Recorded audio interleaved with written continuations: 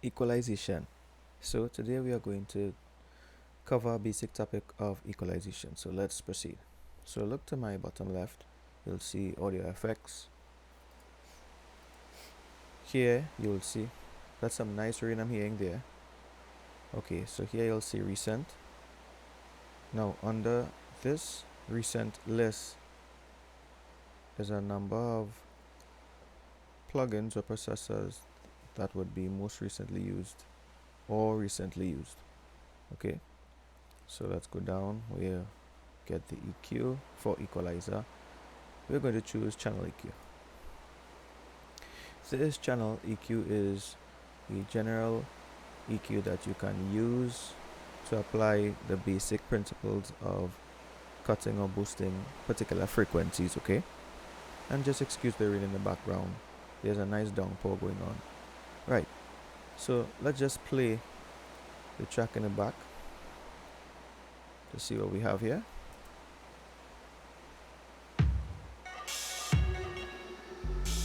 This is an instrumental or beat that I created myself.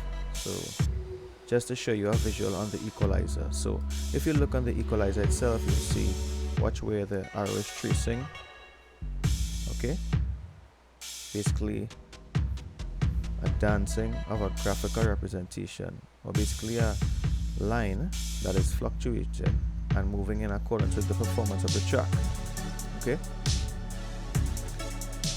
so this is what the equalizer can do. Well, this type, it can visually show the frequency range or ranges that are affected among the spectrum.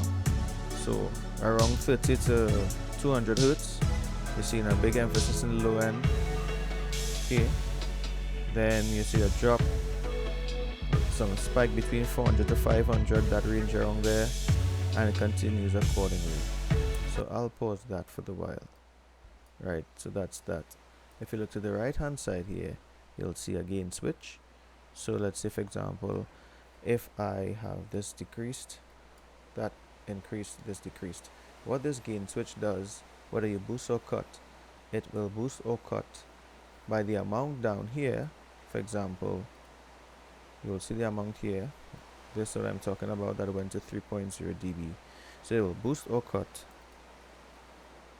a particular frequency or frequencies with the same amount.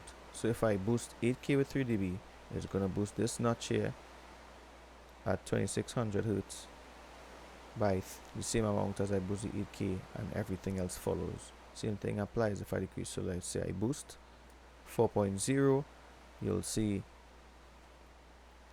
right? So by the 8K boosted by 4.0, same thing by 2600, and so on.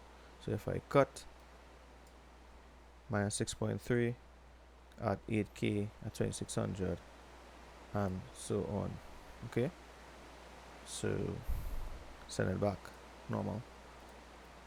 Option click sets everything back to the flat position. Okay, so another piece of information I'd just like to share is what is an equalizer, and thanks to my tutoring I would have received at the University of Trinidad and Tobago, and also thanks to what you call them, it's, let me just get that for you, I can't remember right now, but I think the website is, yes, I give credit to mixinglessons.com for either refreshing or giving me a new perspective on some of the information that I'm going to share. So yes, all right, so let's proceed. So it's a combination of filters, and why? Because the filters are right above here. So for example, to the left, you'll see there's a low cut switch or high pass filter, low shell filter, the bells or the band pass filters, high shell filter, high cut switch or low pass filter. So low cut switch, high pass filter allowing the high frequencies to pass. Low shell filter is a filter on the low end of the spectrum, right?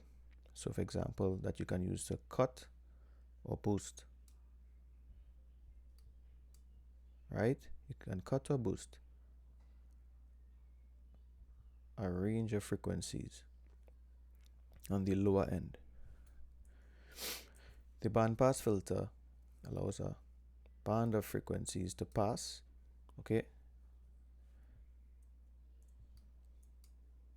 All right, so you select it. You can boost a band, dip a band, or cut a band.